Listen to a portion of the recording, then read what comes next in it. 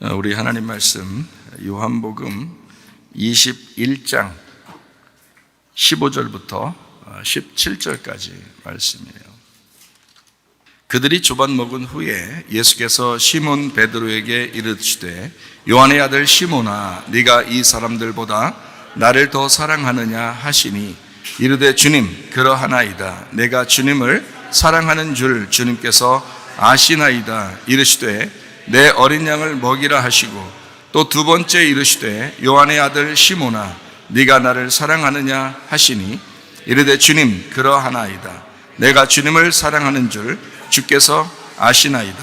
이르시되 내 양을 치라 하시고 세 번째 이르시되 요한의 아들 시몬아 네가 나를 사랑하느냐 하시니 주께서 세 번째 내가 나를 사랑하느냐 하심으로 베드로가 근심하여 이르되 주님 모든 것을 아시오매 내가 주님을 사랑하는 줄을 주님께서 아시나이다. 예수께서 이르시되 내 양을 먹이라.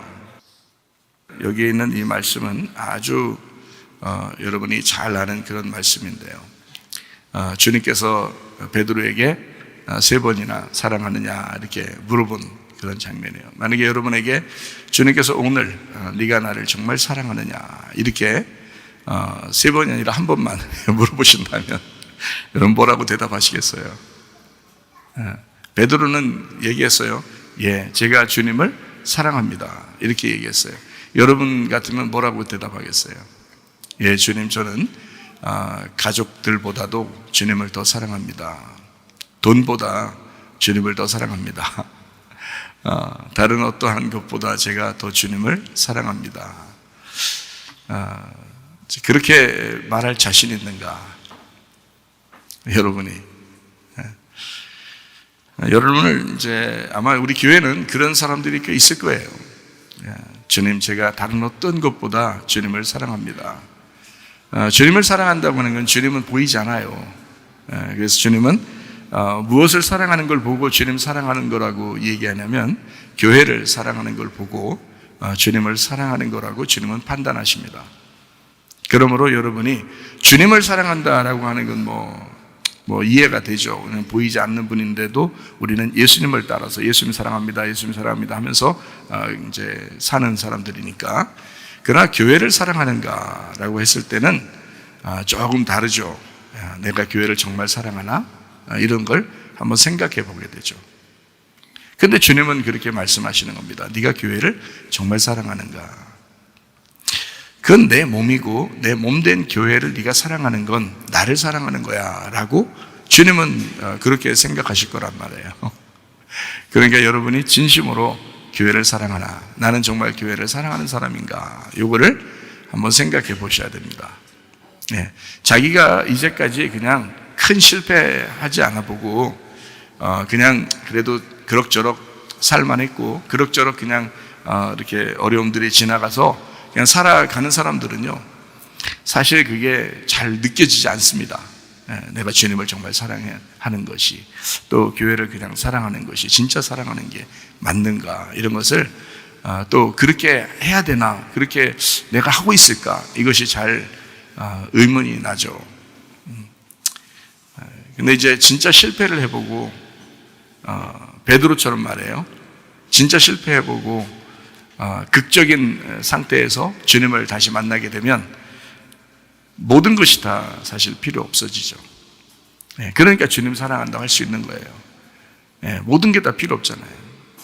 그게 이제 여러분과 저한테는 극적인 상황이 뭐 예를 들어서 병이 나서 아팠다든지, 그래서 죽을 병에 걸렸다든지, 그냥 두면 죽을 거였는데 하나님이 이제 살려주셨다든지, 뭐 이런 극적인 상황이 오게 되면 이 세상의 욕심이 사라집니다. 또는 가정에 문제가 와서 진짜 죽느니만 내가 못한다 이런 생각이 들어올 때, 그때도 이 땅의 욕심이 사라집니다. 그렇죠? 돈에 대한 문제도 그렇게 극심하게 정말 죽을 만큼 그런 것이 한번 겪어지게 되면 정말 죽는 게 낫겠다. 실제로 그런 사람들이 많잖아요. 세상에 돈 때문에 정말 진짜 죽는 사람도 있고, 가정에 문제가 있어서 진짜 죽는 사람도 있고, 병 때문에 죽는 사람도 있고 그렇잖아요. 그러니까 죽는 것 때문에 너무 고민을 이제 그때 했던 사람들은 이 땅의 욕심이 많이 사라지죠. 내가 어떻게 살아가야 될까? 이것을 항상 이제 자기는 종말이라는 걸 생각하고 살아가겠죠. 그 사람들은 그게 이제 잘 생각이 안 들어오거들랑 그거는 그 사람이 잊어버린 거예요. 자기의 그 상황을 잊어버리는 거예요. 근데 제가 성경을 이렇게 보니까 베드로 같은 사람이 있는데 이 베드로 같은 사람이나 바울 같은 사람이 있어요. 극적인 상황을 만났거든요. 정말 죽을 것 같은 마음이 있을 때 주님 만났어요, 다시. 그러니까 바울도 그랬고 베드로도 그랬습니다. 그런 사람들은요 한 번도 안 변하더라고요. 문제는 한 번도 안 변하더라고요. 변함없이 주님만 사랑하다가 죽더라고요. 그러니까 여러분은 그런 극적인 상황이 안 왔는지 아직 그런 극적인 상황이 온다면 여러분도 정말 그럴 수 있을까? 그러니까 잊어버리질 않는다는 거예요. 베드로같이 바울같이 잊어버리지 않고 끝까지 변함없이 가는 사람, 그게 이제 진짜 경험한 사람이에요. 주님을 경험한. 그러니까 믿음이라는 것과 믿는다라는 말이 조금 다르다고 그랬죠. 그러니까 믿음이라는 건 예수님으로부터 오셔야 되는 거예요. 믿음 자체가 예수님이니까. 그러나 그 예수님을, 그 믿음을 내가 믿는다는 것은 내가 하는 거란 말이에요. 근데 내가 그 믿음을 갖는다는 것은 그런 경험이 없이는, 그런 체험, 성령의 체험이 없이는 불가능하다는 것입니다. 그런 성령의 체험을 옛날에 나 방언도 받고 병도 고침 받고 그런 체험을 했는데 요새는 내가 왜 이러지? 이런 거 아니라고요. 진짜 성령의 체험에서 진짜 믿는다가 되면 변함없다고요. 주님을 위해서 변함이 없어요. 교회를 위해서 변함이 없어진다. 그게 믿음이라고 하는 것입니다. 그러니까 우리 쪽에서의 믿음이죠. 그래서 문제는 하늘로부터 온 믿음이 우리에게 오셨는데 그것 때문에 천국 가는 건 아니에요. 내가 믿는다. 그러니까 그 믿음을 내가 진짜 믿는 것에서 천국 가는 거예요. 그러니까 모든 사람들은 다 하나님의 믿음이 이 땅에 오셨고 십자가 못 박혀 돌아가셨고 부활하셨고 예수님은 주인이시고 이건 사람이 인정하든 인정하지 않든 다 똑같이 받은 거거든요. 그런데 거기에 대해서 반응하는 사람은 내가 믿는 사람이거든. 내가 믿어야 천국 가죠. 내가 믿는 거. 이게 이제 그 사랑에, 그 믿음에 내가 반응하는 믿음이라는 거죠. 그 사랑이라는 겁니다. 그런 사람들은 변함없죠. 그래서 믿는다라는 피스티오라는 믿는다라는 단어는 변함없이 간다는 뜻입니다. 변함없이 간다. 그래서 사람들은 대부분 다 변하더란 말이에요. 이랬다 저랬다 이랬다 저랬다. 시험 들었던 사람들도 있고 변한 거죠. 금방금방 변하는 거죠. 그럴 수 있습니까? 시험이 자기한테 닥쳐온다. 그건 학교에서나 시험 보고 교회에서는 시험 보면 안 됩니다. 교회에서는 시험이 있어서는 안 되는 거예요. 그건 학교에서는 학교 다닐 때나 한 번씩 시험 보는 거지. 시험 안 보는 학교들도 있어요. 예? 시험 안 보는 학교. 요즘에는 세대가 좋아져서 그런 때는 한 번씩 보는 거예요. 교회에 와서 시험 보면 안 되는 거예요. 시험이라는 거는 있을 수 없습니다. 진짜 믿는다면. 바울이 그 이후에 시험 들었을까? 베드로가 그 이후에 주님 만난 다음에 시험 들었을까? 그럴 리가 없습니다. 그렇게 안 되는 거예요. 만약에 그때 잠깐 그런 갈등이 올 수도 있겠죠. 인간이니까. 그런데 금방 돌아서죠. 믿음으로 굳게 섭니다. 주님을 향한 마음, 교회를 향한 마음이 변함없이 가는 겁니다. 왜? 자기가 경험했거든요. 자기는 주님을 진짜 만났거든요. 그러니까 가짜로 만난 거는 대충 그냥 어떻게 만났다고 얘기하는 거고, 진짜 주님 만나면, 말씀으로 주님을 진짜 만나면요, 변함없어집니다. 믿음이라는 건 말씀 때문에 오거든요. 능력은 기도 때문에 오는 거고요. 그 그런데 이 말씀으로 믿음이 온 것이 변함이 없는 거예요. 왜? 이성적이니까, 지식적이니까. 말씀이라는 지식적으로. 그래서 결혼 생활도 감정적으로 하면은 실패하잖아요. 처음에 사랑을 막 한다는 것 같은데 좀 지나니까 감정이 사라졌어요. 권태기라는 게 오죠. 예. 그러면은 그때 이제 갈등이 오는 거잖아요. 그런데 지식적으로, 그래서 성경에서는 뭐라는, 너희가 지식을 따라, 남편들이요 지식을 따라 아내를 사랑하라 그랬잖아요. 왜 지식을 따라 그래? 변함이 없어야 되기 때문에.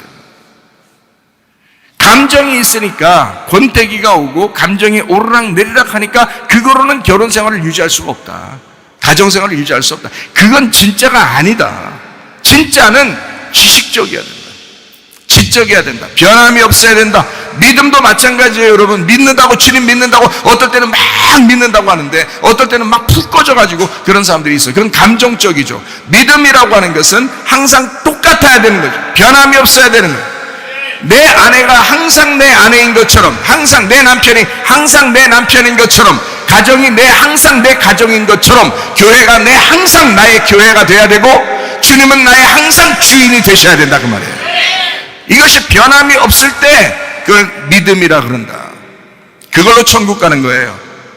올라갔다 내려갔다 올라갔다, 이건 진짜 자신을 점검해 봐셔야 돼요. 그래서 치유 경험이 있어야 돼요. 몸이 치유받든지 마음이 치유받든지 치유 경험이 있어야 돼요. 그 치유 경험이 있으면 사람이 뭔가 거기에 대해서 딱 어떤 붙들 수 있는 힘이 생기거든요. 성령의 구원하심이 중요합니다. 성령이 구원하셨다는 그 사실이 중요해요. 그게 필요해요. 치유 경험도 중요합니다. 성령을 체험하며 살아가는 것이 아주 필요합니다. 실패했던 사람이 주님을 만난 경험 아주 중요하죠. 병들었던 사람이 치유를 받은 경험 아주 중요합니다. 그게 힘이거든요. 자기가 경험한 사람은 힘이 있습니다. 말로 해서 뭐 되는 게 아니에요.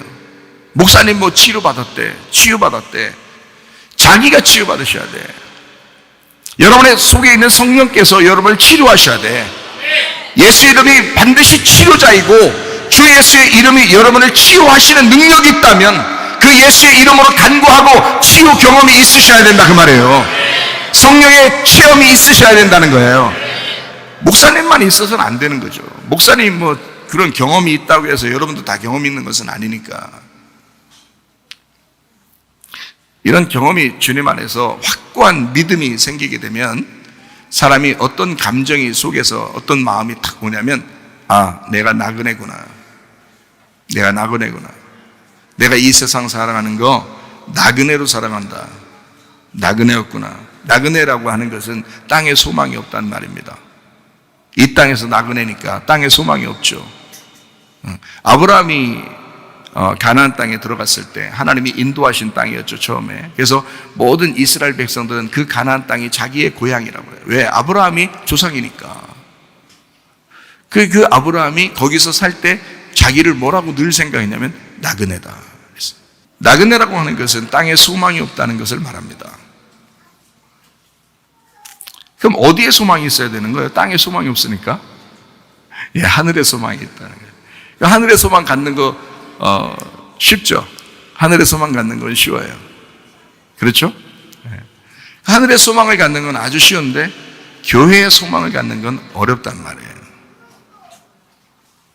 교회가 하늘인데 그거를 잘 모른다고요.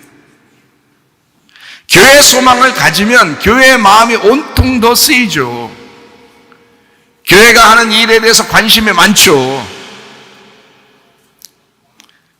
교회가 하늘인데 그걸 잘 모른다. 이것도 땅인 줄 안다.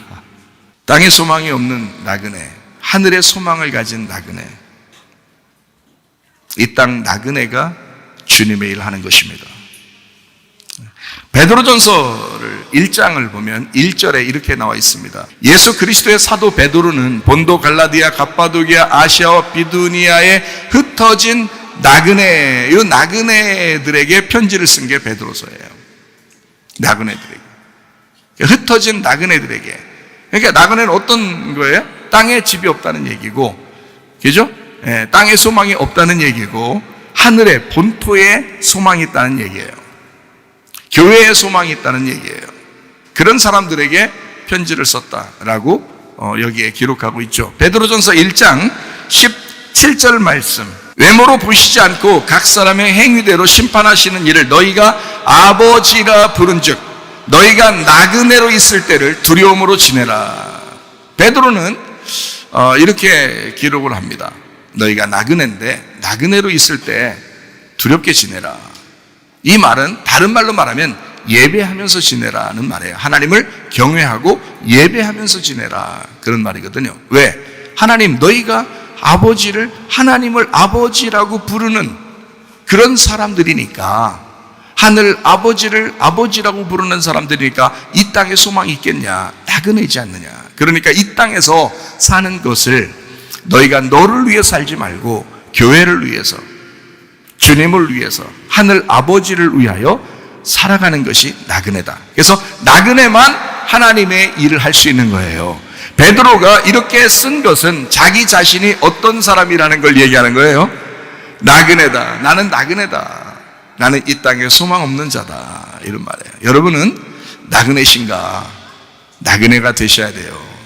나그네. 여러분도 나그네가 되셔야 돼요. 이 땅에 소망 없습니다. 하나님에게만 소망이 있습니다. 예. 요한복음 21장 15절부터 17절까지 말씀에 네가 나를 사랑하느냐 할 때, 그 사랑하느냐라고 물어볼 때 이렇게 물어보는 거예요. 네가 나를 아가페로 사랑하느냐, 이렇게 물어봤어요. 첫 번째로. 근데 베드로가 이렇게 대답을 합니다. 주님, 저는 주님을 필레오로 사랑합니다. 그러니까 우리나라 말로는 다 사랑인데 실제로는 이렇게 써 있는 거예요. 두 번째로 주님께서 이렇게 물어봅니다. 네가 나를 아가페로 사랑하느냐라고 말합니다.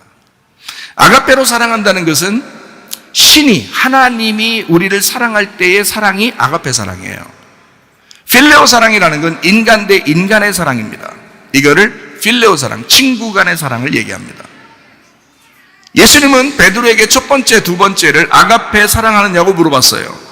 그랬더니 베드로가 첫 번째, 두 번째 대답하기를 필레오 사랑합니다, 이렇게 대답한 거예요. 주님, 제가 주님을 사랑합니다. 제가 필레오합니다. 이렇게 말한 거예요. 친구 관계로 그냥 우정으로 사랑하는 거예요. 그랬더니 예수님이 세 번째 이런 질문합니다. 그럼 네가 나를 필레오로 사랑한다는 말이냐? 이때 좀 막 세게 얘기한 건 아니에요. 똑같이 사랑하느냐고 물어봤는데 억양은 비슷해요. 네가 나를 그럼 필레오로 사랑한다는 말이었냐? 이렇게 물어본 거였는데, 네가 나를 필레오로 사랑한다는 거야, 이렇게 하면 이제 억양이 다르잖아요. 그러면 이제 베드로가 막 무섭겠죠. 얼마나. 우리나라 말로는 근심하면서 이렇게 말했다는 게, 사실 근심하면서 말이 이거는요, 세 번을 물어보니까 마지막 이 종착역, 그러니까 마지막 그 대답인데요. 그럼 네가 나를 필레오로 사랑한다는 말이냐? 저는 부드럽게 말씀하셨겠죠. 거기서 부활하시고 난 다음에 오셔서 뭔 베드로한테 오시지도 않은지, 만약에 베드로하고 싸울 것 같았으면 오지도 않죠. 오셔놓고 거기서 왜 그렇게 막 세게 그냥 혼내면서 그렇게 얘기하는 그런 분이시겠냐고요. 부드럽게 얘기했죠. 주님이 이렇게 말씀합니다. 네가 나를 필레오로 그럼 사랑한다는 말이냐, 이렇게 물어봤겠죠. 그랬더니 이제 베드로가 대답합니다. 주님, 그렇습니다. 저는 주님을 필레오로 사랑할 수밖에 없습니다. 그 말입니다. 요한복음 21장에는 이 한편의 영화 같은 대화 내용입니다. 참 놀라운 대화 내용이죠. 주님이 세 번씩이나 사랑하냐고 물어보고 베드로는 세 번씩이나 똑같은 대답을 합니다. 자기가 평소에 가장 사랑한다고 자부했던 이 베드로의 입장에서 이렇게 쉽게 무너져 내린 자신을 용서할 수가 없었고, 사랑하는 주님께 대한 그 미안함으로 마음이 아파서 견딜 수 없는 나날을 보냈을 것입니다. 그런 이 베드로. 근데 주님이 먼저 찾아오신 거예요. 베드로가 먼저 찾아간 게 아니죠. 마음이 아프고 쓰린 사람들에게 주님은 찾아오십니다. 그 사람들이 하나님 어디 계십니까? 내가 하나님을 어디 있으면 내가 찾겠습니까? 그렇게 할 필요 없어요. 우리는 마음이 쓰리면 되는 거고, 마음이 괴로우면 되는 거고, 우리가 있는 그 자리에 마음이 슬프면 되는 거예요. 그럼 우리 주님께서 그 마음이 슬픈 사람에게, 그 심령이 가난한 자에게 우리 주님은 찾아오십니다. 누가복음 19장 10절 말씀에 인자가 온 것은 잃어버린 자를 찾아 구원하려 함이라. 그 잃어버린이라는 아폴리미라는 단어는 파괴됐다는 말입니다. 모든 것이 파괴된 사람을 주님은 찾아오신다고 말씀하는 겁니다. 염치 없고 신뢰가 바닥으로 떨어졌고 운다고 해결되지 않는 마음이, 그 심령이 너덜너덜 거지 같은 그 마음이 갈기갈기 찢어진 그 심령, 그런 베드로 같은 사람을 주님은 다시 찾는 것입니다. 여전히 회개하지 않겠다고 다짐하는 사람을 찾는 것이 아닙니다. 베드로는 그만큼 찢어진 사람이었다는 거죠. 주님을 사랑하는, 그렇지만 염치 없는 베드로. 너무 죄송해서 도망치고 싶은 마음이 있는 사람을 주님은 찾아오시겠다는 것입니다. 우리의 생각하고는 좀 다르죠. 전혀 상관하지 않고 다시 신뢰하겠다고 오시는 겁니다. 베드로의 입장에서 보면 주님을 뵐 염치가 없는 거예요. 너무 죄송하고 너무 미안하고, 그렇게 사랑한다고 떴다 얘기했던 베드로가 세상에 3번씩이나 부인하고 도망쳤으니 그 마음이 어떻겠어요? 정말 거지 같은 마음이 된 거죠. 처절한, 비참한 그 심정을 가진 그 베드로에게 주님은 내가 너 나를 배신한 거 상관하지 않고, 이제까지 너 죄진 거 상관하지 않고 내가 너를 찾아온다. 마음이 너덜너덜해진 그 파괴된, 그 잃어버린 그 마음, 그 심령만 네가 가지고 있다면 나는 너에게 찾아온다. 자기가 죄짓고 또 죄짓고 또 죄짓고 더 떳떳하고 또 죄짓고 주님을 찾을 생각도 안 하고 그 염치 없는 것도 없고 그냥 자기 마음이 그냥 떳떳하게 그렇게 살아가는 사람을 찾아온다는 얘기가 아닙니다. 염치 없는, 아주 죽을 것 같은, 너무 죄송스러워서 그 앞을 피하고 싶은데 그래도 사랑하기 때문에 도망칠 수 없는 우리의 마음들, 능력도 없고 믿을 수도 없는 우리에게 주님의 그 마음은 어떠한 마음이었는가? 자신의 양을 우리에게 맡기시는 그 주님. 그 베드로는 그 마음이 얼마나 심란했을까? 주님이 다시 찾아오셨으니까 망정이지, 그러지 않았다면 베드로는 아마 살아갈 수조차 없는, 살아갈 힘도 없는 사람이었을 겁니다. 너무 괴로워서. 여러분은 주님이 그렇게 찾아오지 않는데도 그냥 살기가 그냥 괜찮고 그냥 떳떳하고, 주님이 그런 사람 찾는 게 아니에요. 베드로같이 찢어진 가슴을 가진 사람, 주님 안 만나면, 주님 다시 만나지 못하면 나는 죽은 목숨이다 라고 생각하는 그런 사람들, 간절한 사람, 더 이상 도망칠 수 없는 사람, 사랑하기 때문에 도저히 도망갈 수 없는 그 길을 오늘 여러분과 저는 가게 되는 것입니다. 사랑하기 때문에 도저히 거부할 수 없는 그 길을 여러분과 저는 가야 합니다. 말씀을 가진 사명자는 교회를 위해서 존재합니다. 교회는 말씀을 가진 사명자를 위하여 존재하는 것입니다. 왜 그러냐? 말씀은 여러분을 도울 것이고 여러분은 그 말씀을 도울 것이기 때문에 그렇습니다. 주님은 베드로 같은 사람을 반드시 새로 만나셔야 합니다. 왜냐하면 베드로같이 실패한 사람을 다시 만나서 사명자로 세울 때는 예수 그리스도의 말씀이 세워지기 때문에 그렇습니다. 그 말씀이 세워져야 교회가 세워지니까 베드로를 다시 만날 수밖에 없는 거예요. 그럼 어떤 사람을 만나는가?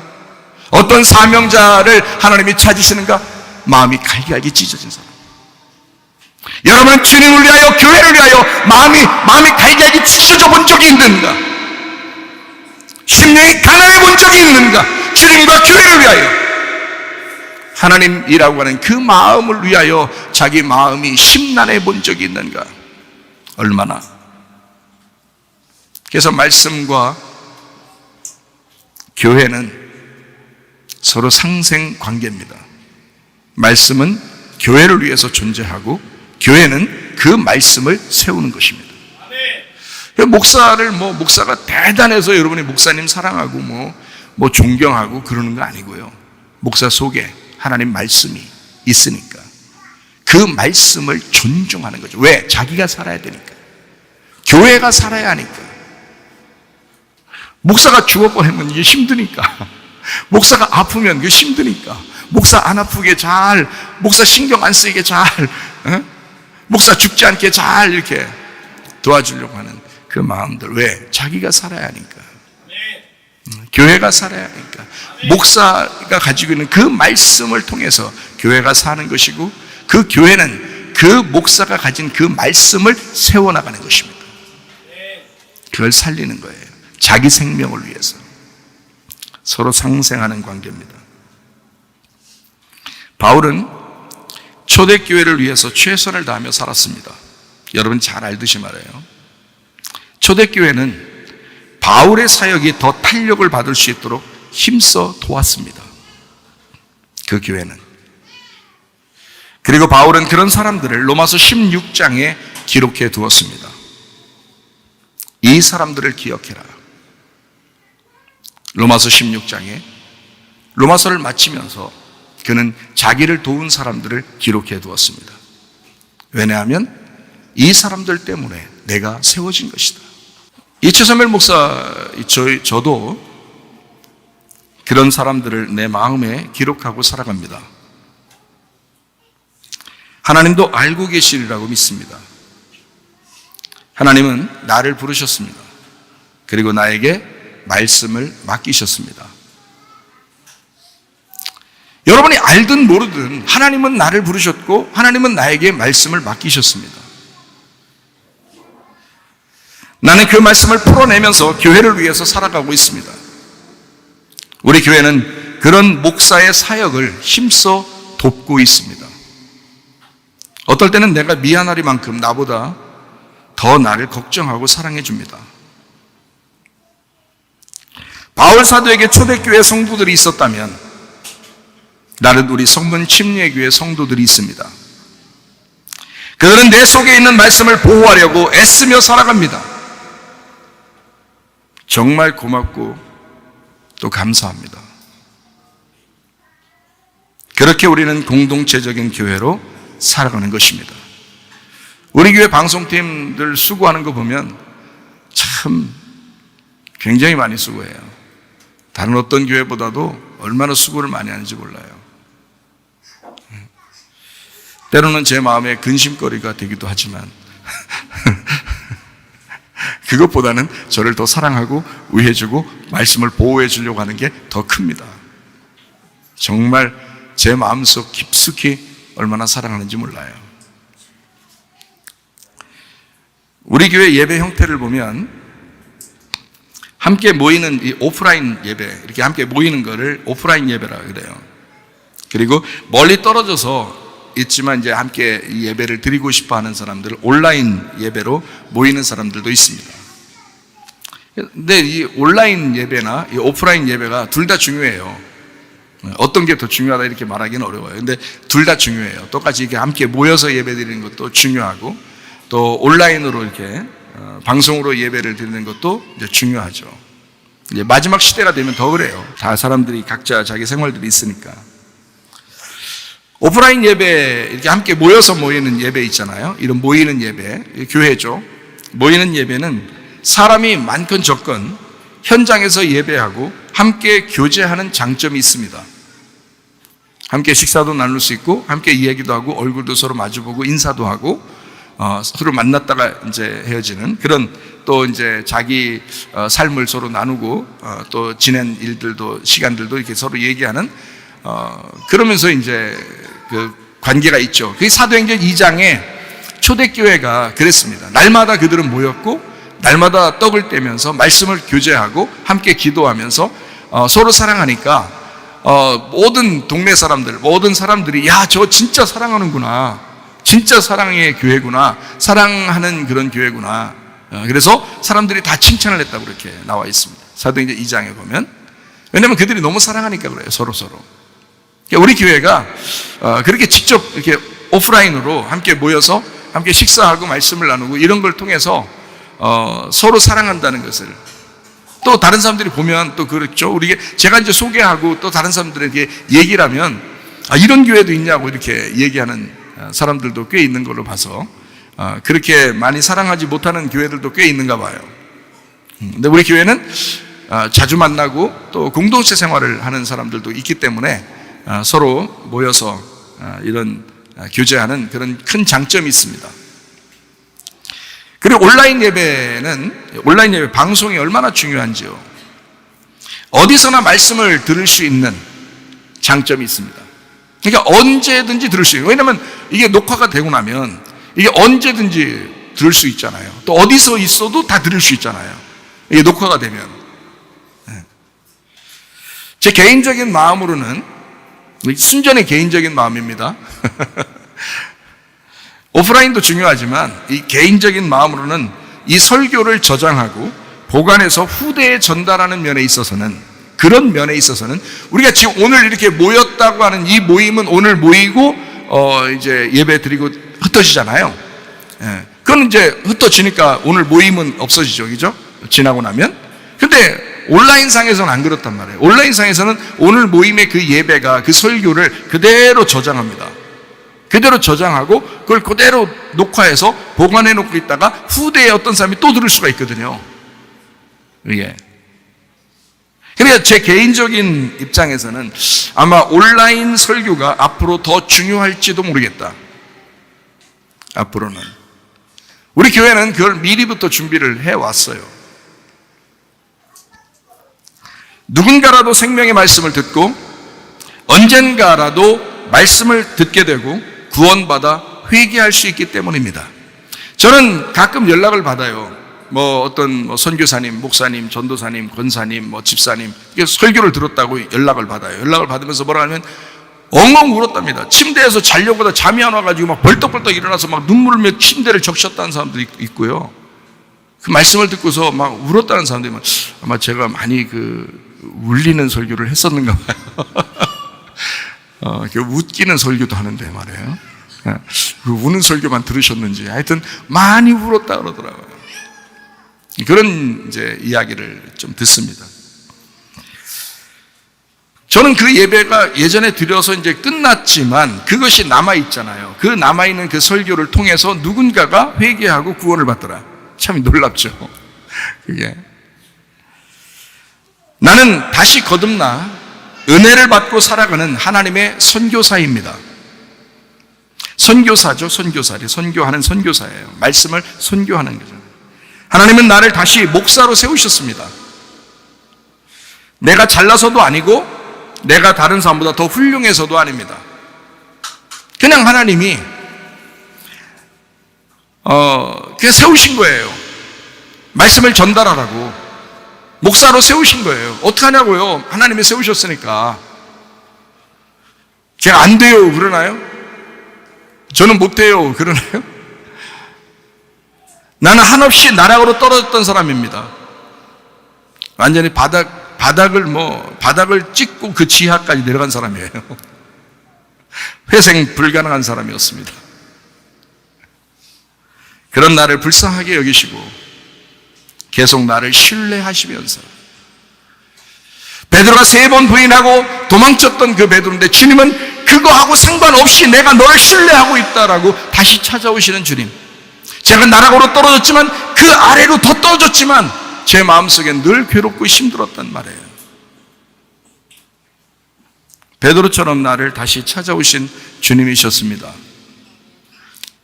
주님은 베드로를 다시 부르셨고, 주님은 바울을 다시 부르셨고, 주님은 나를 다시 부르셨습니다. 주님은 요한복음 21장에서 3번씩이나 사랑을 확인합니다. 베드로에게요. 2번은 아가페로 물어보시고 마지막 한 번은 필레오로 물어보십니다. 그러나 베드로는 3번 모두 필레오로 대답합니다. 그럴 수밖에 없지 않은가? 감히 어떻게 자기가 아가페합니다 이렇게 말할 수 없잖아요. 베드로의 입장을 생각해 보시라고. 내가 그 입장이라도 아마 똑같이 대답했을 것입니다. 감히 아가페 이렇게 말을 아마 못했을 거예요. 아가페는 하나님이 하시는 사랑이고 신이 사랑하는 그 사랑을 아가페라고 하거든요. 성경에서 말하는 남편과 아내가 있을 때 사랑하라 할 때 그 사랑은 아가페입니다. 여러분 집에서 또 그렇게 해야 된다고 노력을 하시겠지만 그건 노력으로 되는 게 아닙니다. 하나님이 속에서 사랑하셔야 그게 가능합니다. 하나님의 사랑으로. 그러니까 남편을 영원히 아가페로 사랑한다는 불가능합니다. 그건 그 말이 아니란 말이에요. 성경에 남편과 아내를 그렇게 성경을 쓴 것은 그리스도와 교회를 설명하려고 한 것이다 하고 에베소서 5장에 나와 있죠. 아가페로 썼을 때는 하나님의 사랑을 전제하고 쓰는 것입니다. 근데 필레오는 안 그래요. 필레오는 인간의 사랑입니다. 우정의 사랑, 친구의 사랑이에요. 그래서 필레오라는 단어가 친구라는 단어도 됩니다. 필레오라는 단어가 친구. 우리가 감히 예수님하고 어떻게 친구가 되겠어요? 근데 예수님은 우리를 친구라고 하셨습니다. 그죠? 예수님 우리를 친구라고 하셨어요. 요한복음 15장 12절부터 17절이요. 내 계명은 곧 내가 너희를 사랑한 것 같이 너희도 서로 사랑하라 하는 이것이니라. 사람이 친구를 위하여 자기 목숨을 버리면 이보다 더 큰 사랑이 없나니 너희는 내가 명하는 대로 행하면 곧 나의 친구라. 이제부터 너희를 종이라 하지 아니하리니 종은 주인이 하는 것을 알지 못함이라. 너희를 친구라 하였노니 내가 내 아버지께 들은 것을 다 너희에게 알게 하였습니다. 너희가 나를 택한 것이 아니요 내가 너희를 택하여 세웠나니 이는 너희로 가서 열매를 맺게 하고 또 너희 열매가 항상 있게 하여 내 이름으로 아버지께 무엇을 구하든지 다 받게 하려 함이라. 내가 이것을 너희에게 명함은 너희가 서로 사랑하게 하려 함이라. 친구의 사랑. 주님은 우리를 친구라고 부르셨습니다. 주님이 친구라고 그러니까 그런가 보다 해야지. 내가 예수님을 갖다가 어이 친구 이렇게 말하지는 못하는 거죠. 그건 좀 이상하죠. 주님이 나보고 어이 친구 그러면 그건 이해가 되죠. 근데 우리 입장에서 주님이 성경에 봐봐 다 친구라고 그랬잖아. 우리도 예수님을 친구 이렇게 해야 되는 거야. 그건 아니란 말이에요. 주님은 하나님이십니다. 이거는 경거망동해서는 안 된다는 거죠. 그분께 대한 머리를 숙이고 무릎을 꿇고 머리를 조아리는 그 예배를 받으실 대상이죠. 막 우리가 장난치 그런 대상이 아니란 말이에요. 우리가 감히 어떻게 아가페 사랑을 할 수 있을까? 우리는 할 수 없습니다. 우리는 필레오 사랑을 합니다. 필레오 사랑. 아가페 사랑을 받았으니까 그 사랑을 받은 자로서 주님을 정확히 알고 만난 사람은 주님의 그 사랑을 기억하면서 필레오 사랑한다고 고백하는 것입니다. 아가페 사랑이 속에 들어와 있는 사람이 필레오 사랑을 한다 이 말이에요. 그런 면에서 필레오 사랑은 아가페 사랑보다 더 위대합니다. 왜 그게 더 위대하냐면 아가페 사랑을 인정하는 사람이 그 사랑에 반응하는 것이 필레오 사랑이기 때문입니다. 그래서 필레오 사랑이 위대한 거예요. 자, 하늘에서 이 땅에 믿음이 온 것은 위대하죠. 놀라운 일이죠. 그러나 그 믿음을 내가 믿는다는 것이 더 위대하죠. 그건 나하고 천국 가는 길이니까. 그러니까 내가 모든 사람은 다 믿음을 받을 수 있고 모든 사람을 사랑은 받을 수 있지만 내가 그 사랑에 반응하고 내가 그것을 믿는다고 그러고 내가 주님을 사랑한다고 할 때는 그것 때문에 천국 가잖아요. 그래서 모든 사람이 다 천국 가는 건 아니지만 예수를 믿는 그 믿음이 우리를 천국에 데리고 간다. 그렇잖아요? 그러니까 뭐가 더 중요한, 뭐가 더 위대합니까? 우리의 입장에서 보면 필레오 사랑이 더 위대한 거죠. 믿는다는 것이 더 위대한 거죠. 우리 입장에서 보면. 하나님의 입장에서는 너희들이 믿든 안 믿든 나는 너희를 사랑할 거야 하는 아가페 사랑이고요. 너희들이 뭐 믿어지든 안 믿어지든 나는 믿음으로 갈 거야 하는 것이 믿음이고요. 그런데 우리가 주님을 믿습니다 하는 그것은 나의 반응이란 말이에요. 내가 주님을 사랑합니다 할 때 그 사랑은 나의 반응이라는 거죠. 주님의 그 아가페 사랑을 내가 여기서 필레오 사랑으로 말씀 고백하는 거기 때문에 그게 훨씬 더 중요하다. 아가페 사랑은 필레오 사랑 없이도 무작정 사랑할 수 있는 하나님의 영역입니다. 그렇죠? 근데 필레오 사랑은 아가페 사랑을 깨달은 인간이 비로소 하나님께 반응하는 인간의 영역이기 때문에 필레오 사랑이 더 중요하다는 겁니다. 여러분은 주님께 베드로가 고백한 것처럼 그렇게 필레오 사랑합니다 라고 고백할 수 있는가? 그만큼 여러분 속에 그 아가페 사랑을 아주 가슴 저리도록 느끼고 있는가? 예수님 생각하면 눈물이 나고 그 사랑을 생각하면 가슴이 터질 것 같은 그 마음, 그게 여러분 속에 있는가? 그래서 필레오 사랑한다고 고백할 수 있는가? 나는 오늘도 아가페 사랑이신 하나님의 말씀을 받고 설교하는 것입니다. 그 설교를 전달해 줄 선교사가 필요합니다. 이것은 저 혼자만 설교한다고 되는 것이 아니라 앞으로 온라인 시대에, 지금의 시대에도, 앞으로의 시대에도 언제 어디서든지 그 말씀을 전달받고 들을 수 있고 그리고 회개하고 구원받을 수 있는 그 길이 열려야 하기 때문에 그것을 전달할 선교사가 필요합니다. 하나님은 요나를 부르셨습니다. 구약의 선교사가 누구예요? 요나예요. 구약의 선교사가 요나. 아주 발음이 잘해야 돼요. 요나. 이게 구약의 선교사예요. 요나가. 하나님은 요나를 부르셨습니다. 나를 부르셨습니다. 나를 부르셨어요. 하나님의 심판과 용서의 말씀을 제대로 잘 전달해 달라고, 계속 구원받게 하려고. 이 말씀들이 날개를 달고 언젠가 더 큰 세상을 향해서 외칠 날이 오게 될 것입니다. 이것은 저 때문에만이 아니라 그것을 전달하는 선교사들 때문입니다. 우리 교회에는 여러분, 당신도 예외 없이 하나님의 부르심을 받았습니다. 선교사로 자원하는 사람은 아마 몇 되지 않을 것입니다. 그렇지만 중요합니다. 한국에 왔던 외국인 선교사들은 자기의 목숨을 걸고 선교하다가 한국에서 순교하셨습니다. 여러분 잘 아시죠? 그것 때문에 교회들이 생겨났고 우리나라가 기독교 국가가 되었습니다. 선교사는 원래 그렇게 살다가 가는 것입니다. 자기를 소개하는 것이 아니라 선교사들은 말씀을 가지고 왔습니다. 사람들에게 전달할 그 말씀을 가지고 와서 전달하는 사람, 그게 선교사예요. 요나가 하나님의 음성을 듣고 하나님의 말씀을 듣고 그 하나님의 부르심을 받아서 그 말씀을 니느웨에 전달해야 할 선교사였거든요. 그러나 그가 다른 길로 가는 거예요. 하나님은 다시 불러서 다시 선교사로 쓰십니다. 고집 부리면 누가 더 고집 세겠어요? 하나님이요. 하나님이 이길 고집 없습니다.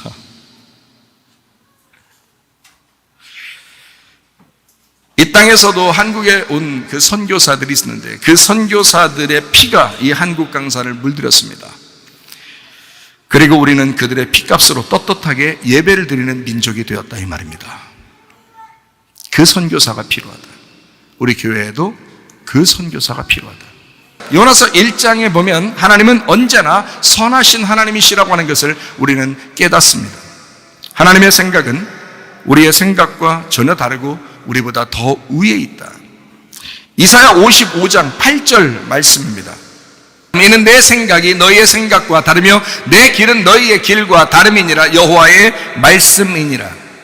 그냥 선교사들 다 살리고 그리고 이 한국 강산에도 진짜 예배를 자유롭게 드리는 사람들을 많이 만들면 얼마나 좋아요. 그러나 하나님의 생각은 달라요. 하나님의 그 선교사들이 이 땅에 올 때 하나님은 그들의 피를 받길 원하셨다 이 말이에요.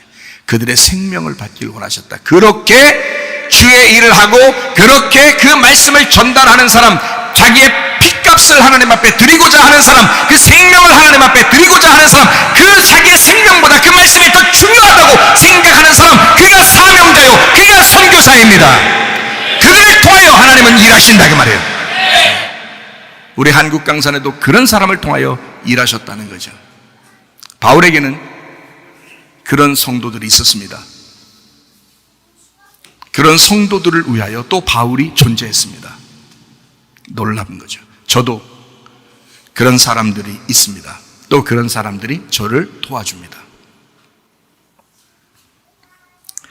하나님을 피해서 요나가 아무리 도망쳐도 하나님은 제자리로 돌려놓으셨습니다. 도망갈 수가 없어요. 요나의 삶이 그랬습니다. 요나의 삶이 그랬습니다. 하나님은 그래도 선하십니다. 하나님에게서 벗어나려고 하면 할수록 세상은 가시가 되어서 우리를 찌를 것입니다. 교회가 잠들어 있으면 세상이 우리를 깨우기 시작할 겁니다. 우리나라를 보면 모르겠어요. 한 3년 동안 전염병이 온 세상을 덮친다고 떠들어대니까 세상은 교회의 모든 책임을 물었습니다. 이 모든 전염병이 교회 때문이라고 다 질타했습니다. 그것은 교회에 대한 핍박이요, 교회에 대한 어처구니 없는 그들의 거짓이었죠. 그럼에도 불구하고 우리는 이 생각을 해야 되죠. 왜 교회에 모든 책임을 물었을까를 생각해야 되죠. 요나가 배 아래서 깊이 잠들어 있을 때 사람들은 막 깨웁니다. 왜 너는 여기서 자냐? 이런 거죠. 우리가 가만히 있으면 세상은 우리를 향하여 막 깨웁니다. 왜일까? 그만큼 교회가 세상에 대하여 책임이 있기 때문입니다. 그만큼 교회에 대한 하나님의 사명이 있기 때문에 이 세상은 그 책임감을 교회에 돌리는 거예요. 그 가시를 통해서 교회가 살아나라고, 교회가 일어나라고. 교회가 잠자고 있으면 세상은 죽기 때문입니다. 교회가 깨어 일어나 하나님의 뜻대로 살면 세상은 살아납니다. 불변의 법칙입니다. 성경을 보시면 창세기부터 요한계시록까지 세상의 창조와 마지막 결말을 보게 되면 하나님의 의도를 금방 파악할 수가 있어요. 창세기부터 요한계시록까지. 성경의 결론이 요한계시록 21장, 22장이거든요. 성경 전체의 마지막 결론이 요한계시록 21장, 22장이에요. 성경의 결론은 요한계시록 19장에 보면 어린 양의 혼인잔치가 나와요. 그죠?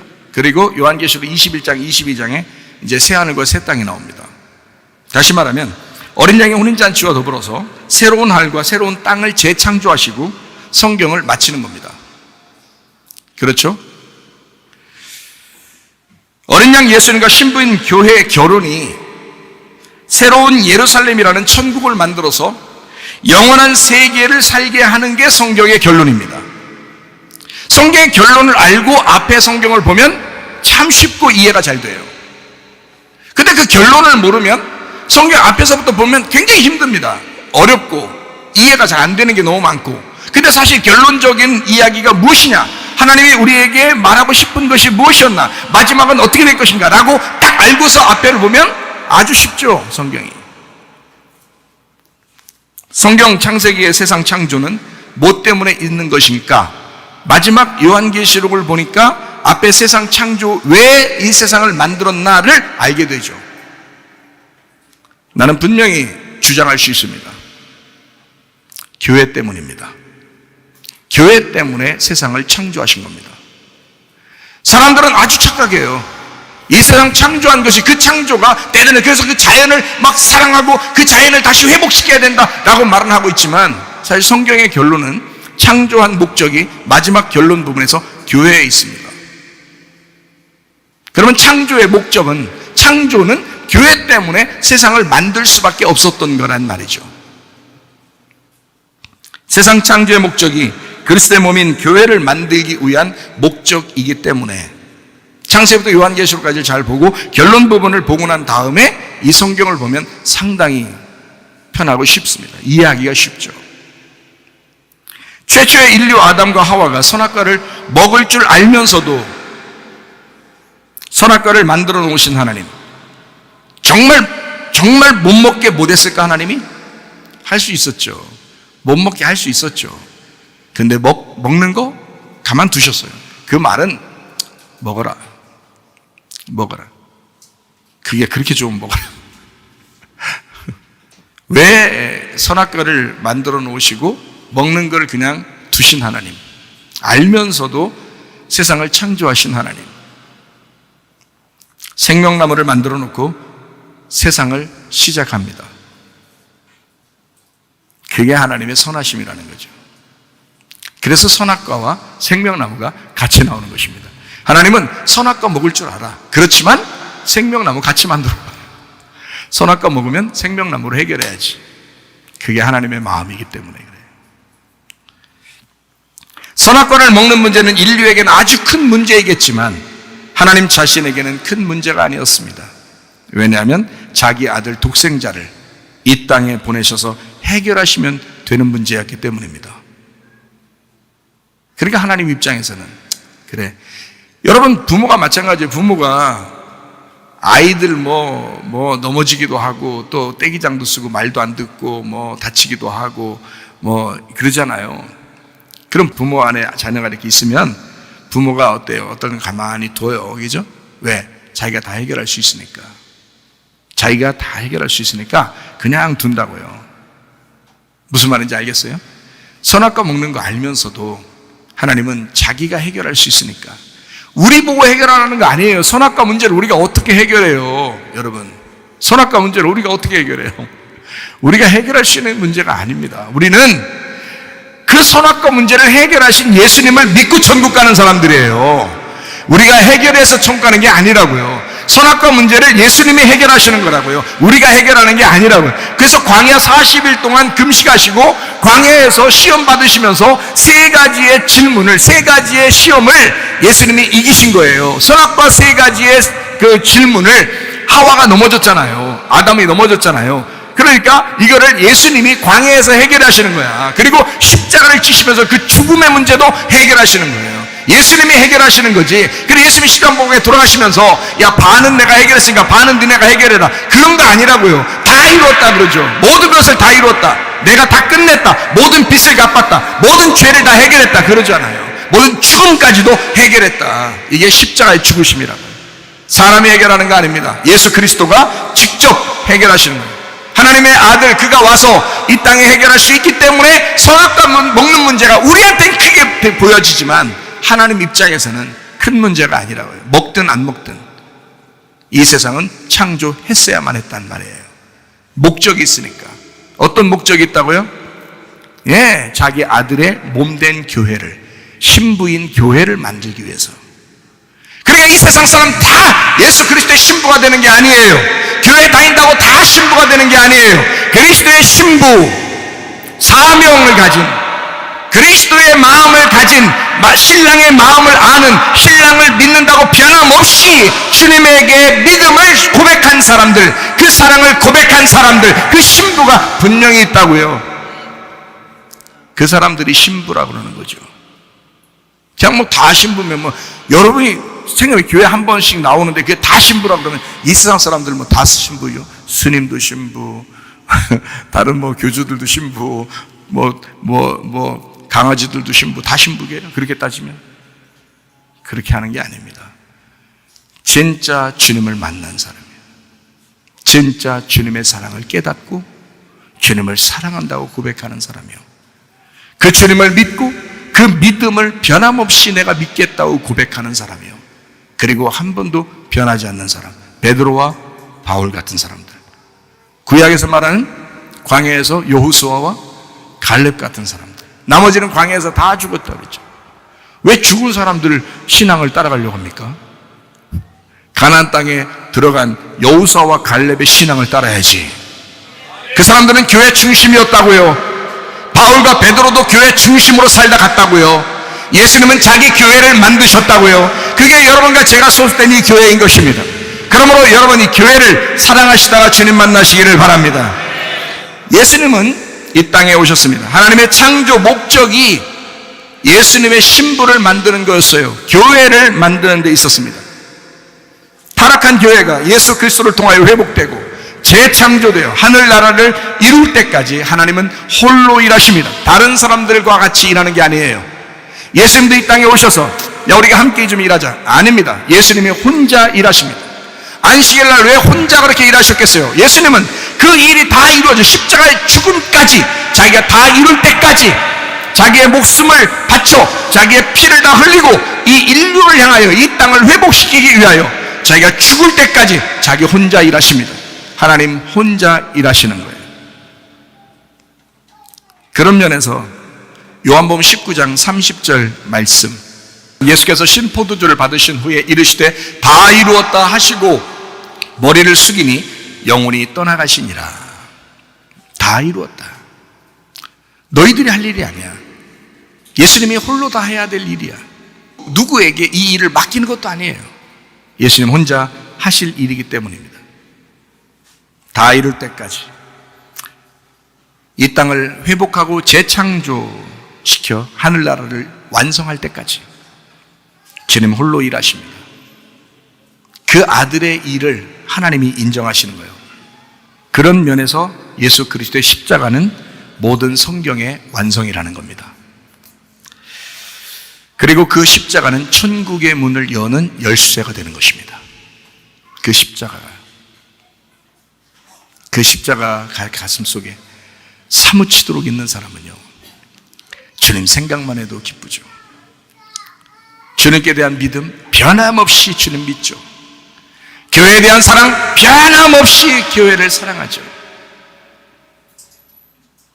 교회가 이 세상의 등불입니다.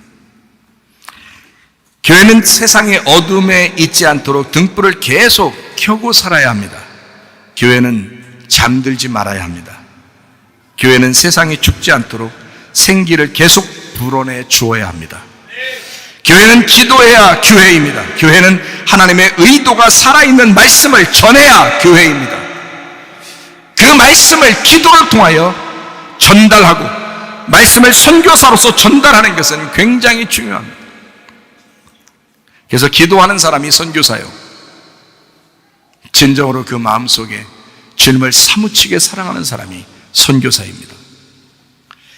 이 세상의 소망은 예수 그리스도밖에 없습니다. 이 세상의 희망은 예수 그리스도를 살아내는 교회 공동체의 서로 사랑입니다. 사도행전 2장 40절에서 47절까지 말씀이에요. 또 여러 말로 확증하며 권하여 이르되 너희가 이 패역한 세대에서 구원을 받으라 하니 그 말을 받은 사람들은 침례를 받음에 이날의 신도의 수가 3,000이나 더하더라.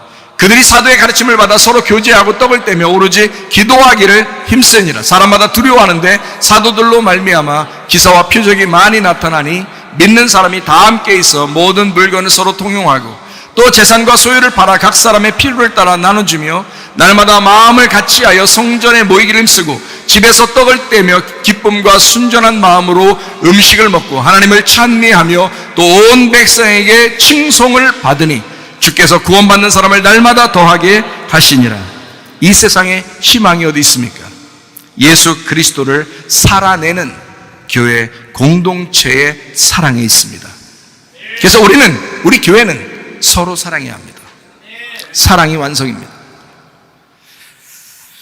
서로 사랑하는 공동체 교회를 세상도 부러워하면서 칭찬하게 되어 있습니다.